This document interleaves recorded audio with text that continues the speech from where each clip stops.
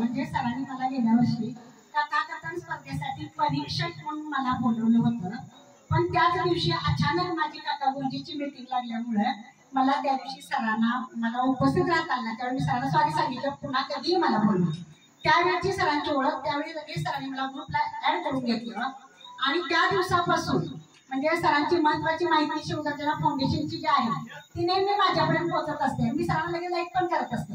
मला विशेष म्हणजे माझी सेवा 32 वर्ष झालेली आहे. त्या 32 वर्षाच्या सेवेमध्ये 20 वर्ष जी आहे ती माझी गगनबावड्यामध्ये सर्व्हिस झालेली आहे. त्यामुळे भद्रोड सर, विलास पाटील सर हे माझे फॅमिली मेंबर असल्यासारखे आहे. कारण गगनबावड्यातल्या गावागावामध्ये मी पोहोचलेले आहे. कारण मला महिला मेळावे, किशोरी मेळावे, NPJL अंतर्गत वेगवेगळे उपक्रम असतील आणि विशेष म्हणजे मी RP म्हणून जिल्हा स्तरावर वगैरे असे काम केलेले असल्यामुळं जवळजवळ जिल्ह्यामध्ये मी फेमस आहे.